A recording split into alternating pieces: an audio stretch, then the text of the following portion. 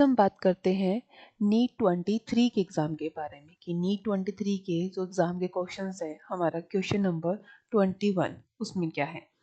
हमारे पास दे रखा है which of the following stage of meiosis involve division of centromere, कि कहाँ हमें देखा जाता है कि जहाँ सेंट्रोमियर का इन्वॉल्व करते हैं। ओके, फर्स्ट ऑप्शन है हमारे पास टीलोफेज। टीलोफेज के अंदर दोनों तरफ न्यूक्लियर मेम्ब्रेन बन जाती है, तो न्यूक्लियर मेम्ब्रेन बन जाती है तो सेंट्रोमियर इन्वॉल्व नहीं होता। मेटाफेज और फर्स्ट और मेटाफेज सेकंड के अंदर क्या होता है, क्रोमोसोमल मिडल में आते हैं तो वहां पर मिडल प्लेट बनती है तो वहां यूज नहीं होता। फिर बात करते हैं एनाफेज सेकंड। एनाफेज सेकंड में हम क्या देखते हैं, हम देखते हैं सेंट्रोमियर की ओर जाती हैं सिस्टर क्रोमेटिड्स। तो जो क्रोमेटिड्स सेंट्रोमियर की ओर जाते हैं वो कौन से क्रोमेटिड्स होते हैं, वो होते हैं सिस्टर क्रोमेटिड्स। ओके, तो हमारे पास राइट आंसर इसमें होगा ऑप्शन फोर्थ। फिर हम बात करते हैं नेक्स्ट क्वेश्चन। जो नेक्स्ट क्वेश्चन है हमारा आइडेंटिफाई द करेक्ट स्टेटमेंट, जिसमें फर्स्ट है डेट्राइटिवोर्स परफॉर्म फ्रेगमेंटेशन। डेट्राइटिवोर्स होते हैं जो डेड ऑर्गेनिजम्स को खाते हैं, तो वो फ्रेगमेंटेशन परफॉर्म करते हैं, राइट, क्योंकि वो क्या करते हैं सॉलिड फूड को छोटे छोटे पार्ट्स में तोड़ते हैं। सेकंड है बी हमारे पास the humus is further degrade by some microbes during mineralization. तो जो ह्यूमस है वो डिग्रेड कैसे होता है, उसका ब्रेकडाउन होता है माइक्रोब से, जिससे क्या बनते हैं, मिनरल्स बनते हैं, जिसे हम बोलते हैं मिनरलाइजेशन। तो ये भी राइट है, क्यों, क्योंकि यही मिनरल्स कहाँ जाएंगे, सोइल के अंदर, जिससे क्या परफॉर्म होता है, जिससे परफॉर्म होती है साइक्लिंग मिनरल्स की। ठीक है, तो ये भी राइट है कि न्यूट्रिएंट साइक्लिंग तभी होगा। तो ए और बी दोनों स्टेटमेंट ही राइट है। सी की बात करते हैं, वाटर सोल्यूबल इनऑर्गेनिक जो न्यूट्रिएंट्स होते हैं वो चले जाते हैं सोइल के अंदर, go down into the soil and get precipitated by the process called leaching. तो ये भी राइट है कि लीचिंग के अंदर हम क्या देखते हैं, जो इनऑर्गेनिक न्यूट्रिएंट्स होते हैं वो मिट्टी के अंदर इजीली चले जाते हैं, तो ये स्टेटमेंट राइट है। डी है हमारे पास the detritus food chain begin with the living organisms, कि वो लिविंग ऑर्गेनिज्म से होती है, नहीं, बिकॉज वो किससे होती है, वो होती है डेड ऑर्गेनिज्म से। तो ये स्टेटमेंट हमारा कंप्लीटली क्या हो गया, रोंग हो गया। नेक्स्ट है earthworm break down detritus into smaller particles by the process called catabolism. तो ये भी स्टेटमेंट कंप्लीटली रोंग है, बिकॉज अर्थवर्म ऐसा नहीं करता। फिर बात करते हैं choose the correct answer from the option given below. First है हमारे पास डी ई ए, बट हमारा सीक्वेंस है ए बी सी, तो फर्स्ट नहीं होगा। सेकेंड है हमारे पास ए बी सी, तो ये हमारा राइट आंसर है। फिर हम बात करते हैं नेक्स्ट क्वेश्चन 23 पर। 23 है हमारे पास in angiosperm the haploid diploid and triploid structure of a fertilized embryo sacs sequentially are. तो हमें हैप्लॉइड स्ट्रक्चर बतानी है, डिप्लॉइड बतानी है और ट्रिप्लॉइड बतानी है। फर्स्ट की बात करते हैं, जहां है सिनर्जिड, तो सिनर्जिड होती है हैप्लॉइड, एंटीपोडल वो भी होती है हैप्लॉइड, पोलर न्यूक्लियाई वो होती है डिप्लॉइड, तो ये सीक्वेंस तो नहीं बना।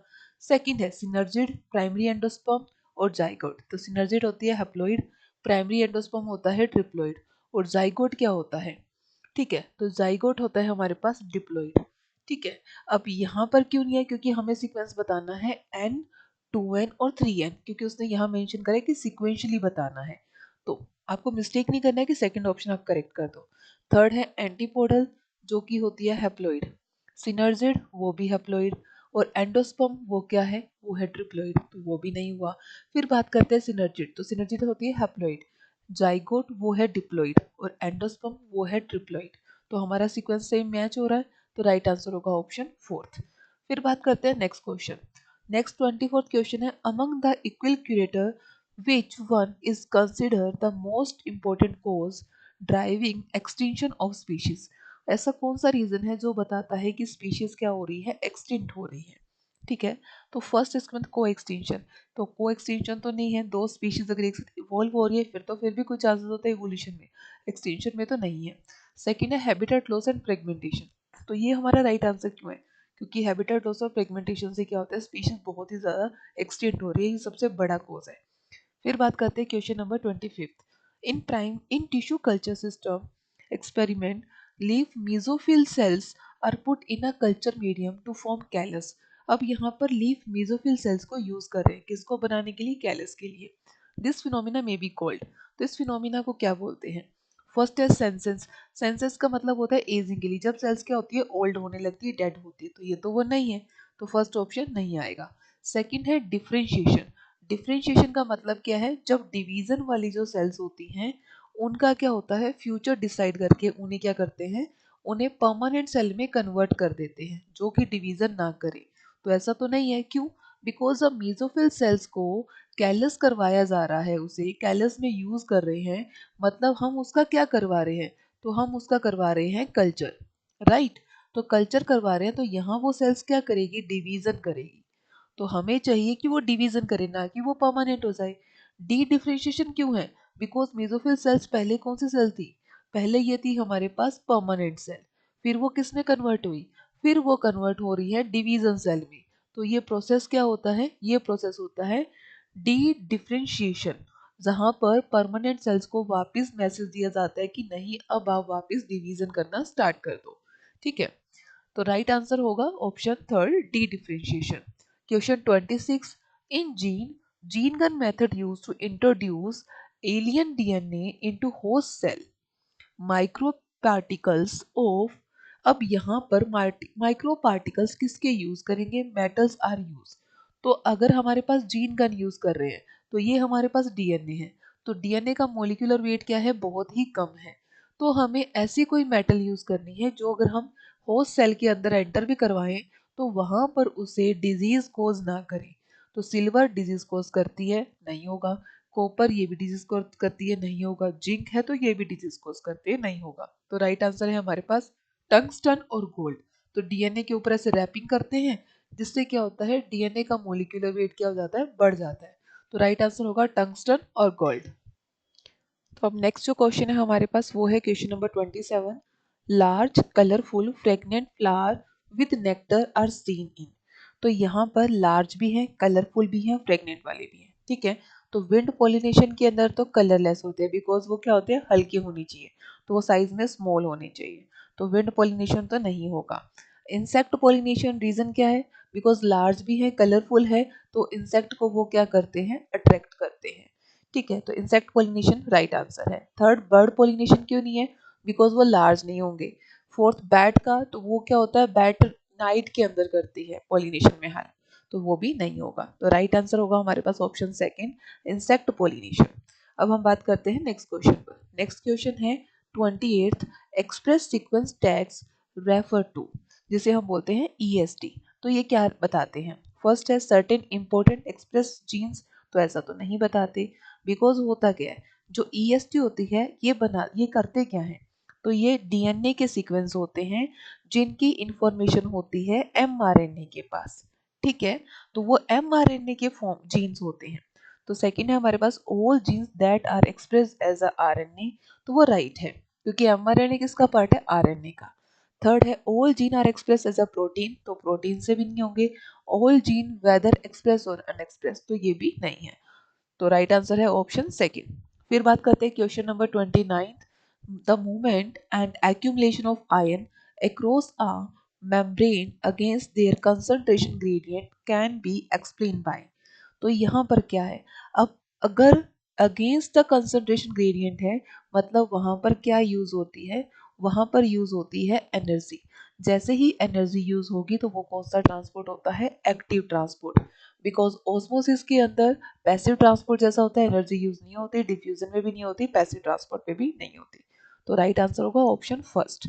अब बात करते हैं नेक्स्ट।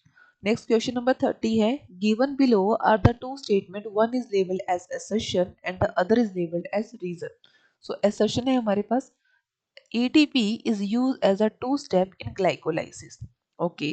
Reason है, the first ATP is converting glucose into glucose 6-phosphate and the second ATP is used in conversion of fructose 6-phosphate into fructose 1,6-diphosphate. ठीक है, अब यहाँ पर क्या है, तो हम देखें तो राइट है कि ग्लाइकोलाइसिस क्या होता है, जहां पर ग्लूकोज का ब्रेक डाउन होता है। तो ग्लूकोज क्या होता है, 6 कार्बन कंपाउंड है, तो उसका ब्रेकडाउन होता है पायरुविक एसिड में, जो कितने कार्बन कंपाउंड है, 3 कार्बन कंपाउंड है। तो इसके कितने मॉलिक्यूल्स बनते हैं, 2 मॉलिक्यूल्स बनते हैं। ठीक है, तो अब इस प्रोसेस के अंदर एटीपी 2 स्टेप्स में यूज होती है, ये भी राइट है। फर्स्ट ग्लूकोज से ग्लूकोज 6-फॉस्फेट में यूज होती है, ये भी राइट है। सेकंड फ्रक्टोज 6 से फ्रक्टोज 1,6-डाइफॉस्फेट में यूज होती है, ये भी राइट है। क्योंकि अदर जो 2 स्टेप्स होंगे वहां पर एटीपी बनती है, यहाँ पर यूटिलाइज होती है। तो हमारे पास है in the light of the above statement choose the correct answer from the option given below. First है assertion false रीजन ट्रू, तो ऐसा तो नहीं है क्योंकि दोनों ही ट्रू है। सेकंड है both assertion and reason are true, reason is a correct explanation of assertion, तो हमारा सेकंड ऑप्शन क्या है, राइट होगा। ठीक है, अब बात करते हैं नेक्स्ट क्वेश्चन नंबर 31 है spraying of which of the following phytohormone on juvenile confers help in hastening the maturity period that lead the early seed production, जो कि अर्ली सीड प्रोडक्शन को बताता है, तो वो कौन बताता है। ठीक है, तो हमारे पास यहाँ फर्स्ट है एब्सिसिक एसिड, तो वो तो क्या करता है, ग्रोथ को रोकता है, तो वो तो नहीं होगा। सेकंड है हमारे पास इंडोल 3 ब्यूटेरिक एसिड, सो इंडोल 3 ब्यूटेरिक एसिड भी नहीं है। रीजन क्या है, क्योंकि वो मैच्योरिटी पीरियड की बात हो रही है। ठीक है, जो क्या बताता है, जो मैच्योरिटी पीरियड है जो बताता है बाद में कि सीड का जल्दी प्रोडक्शन करवा रहा है, तो वो होगा हमारे पास ऑप्शन थर्ड जिब्रेलिक एसिड, जिसको हम GA से भी रिप्रेजेंट करते हैं। फिर देखते हैं क्वेश्चन 32। 32 में identify the pair of heterosporous pteridophyte among the following. First equisetum and salvinia, second lycopodium and selaginella, third selaginella and salvinia, fourth psilotum and salvinia.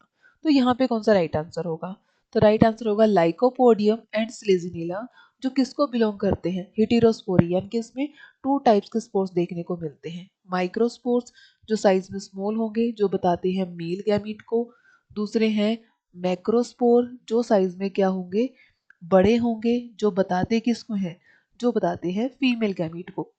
तो राइट आंसर होगा हमारे पास ऑप्शन सेकंड। अब बात करते हैं नेक्स्ट क्वेश्चन। नेक्स्ट क्वेश्चन है given below the two statement one is labeled as an assertion and the other is labeled as a reason. Assertion है laid wood has a fewer xylary elements with narrow vessels. Reason है cambium is less active in winter. ठीक है, तो यहाँ in the light of the above statement choose the correct answer from the option given below. First है हमारे पास assertion false reason true. Second है assertion and reason are true, reason is the correct explanation of assertion. Third है both are true and reason is the not correct explanation of assertion. Fourth है assertion is true but reason is false. तो यहाँ पर बात किसकी हो रही है, बात हो रही है लेट वुड की, जहाँ पर कुछ अमाउंट के अंदर जैलरी एलिमेंट्स होती हैं और नैरो वेसल्स होती हैं, और इसका रीजन ये बता रहा है कि कैम्बियम यहाँ पे लेस एक्टिव होती है, इस रीजन से ऐसा देखने को मिलता है। ठीक है, तो ये यहाँ पर क्या है, करेक्ट एक्सप्लेनेशन है। अब बात करते हैं नेक्स्ट क्वेश्चन। नेक्स्ट जो क्वेश्चन है उसमें है what is the role of RNA polymerase third in the process of transcription in eukaryotes, कि RNA polymerase third है वो क्या बनाता है। ठीक है, तो हमारे पास RNA polymerase फर्स्ट है, सेकंड है और थर्ड है। ठीक है, क्या क्या बनाता है, तो फर्स्ट बनाता है rRNA, सेकंड बनाता है mRNA, थर्ड बनाता है tRNA, और हमसे पूछा जा रहा है थर्ड का। तो फर्स्ट है हमारे पास ट्रांसक्रिप्शन ऑफ ओनली SNRNA यानी कि स्मॉल न्यूक्लियर RNA, वो तो नहीं है। सेकंड है ट्रांसक्रिप्शन ऑफ rRNA, तो वो भी नहीं है। थर्ड है transcription of tRNA, 5sRNA and SNRNA, तो यहाँ पर tRNA दे रखा है मेजरली, तो राइट आंसर होगा हमारा ऑप्शन थर्ड। फिर है 35 question, how many ATP and NADPS2 are required for the synthesis of one molecule of glucose during Calvin cycle। तो जो कैल्विन साइकिल के अंदर कितने ATPs यूज होते हैं, तो वो ATP है 18 ATP एंड 12 NADPS2। ओके, अब बात करते हैं नेक्स्ट क्वेश्चन। जो नेक्स्ट क्वेश्चन है हमारे पास वो है मैच द लिस्ट, तो लिस्ट को मैच करना है, जहां हम क्या देखेंगे, जहां हम देख रहे हैं कि लिस्ट फर्स्ट क्या है और लिस्ट सेकंड क्या है। लिस्ट फर्स्ट में दे रखा है iron, zinc, boron and molybdenum.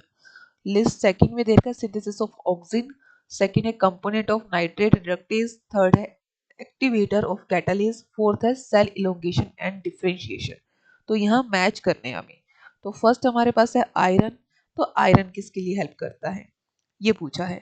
तो आयरन हेल्प किसके लिए करता है, आयरन करता है एक्टिवेट ऑफ कैटालिस। ठीक है, तो आयरन जब एक्टिवेट ऑफ कैटालिस कर रहा है, तो यानी कि हमारे पास जो आंसर होगा ए का वो क्या होगा, तो आंसर होगा ए का कैटालिस। फिर बात करते हैं जिंक, तो जिंक क्या करता है, तो जिंक करता है हमारे पास सिंथेसिस ऑफ ऑक्सिन, तो ऑक्सिन के सिंथेसिस के लिए जिंक क्या है, जरूरी है।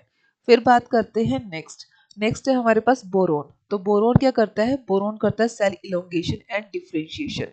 तो बोरोन आ गया सेल इलोंगेशन एंड डिफरेंशिएशन, ठीक है।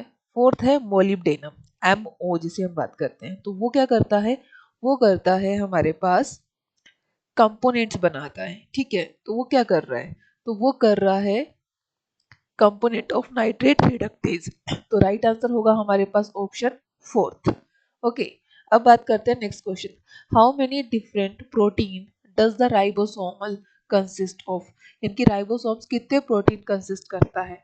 तो हमारे पास 20 तो क्या होते हैं, अमाइनो एसिड्स होते हैं, तो ये तो नहीं कंसिस्ट करता। फिर आता है नेक्स्ट ऑप्शन 80, तो 80 क्या है, राइट आंसर है कि जो डिफरेंट प्रोटीन बनाता कौन है, राइबोसोम्स। तो कितने टाइप्स के प्रोटीन बनाता है, 80 प्रोटीन। Okay, thank you.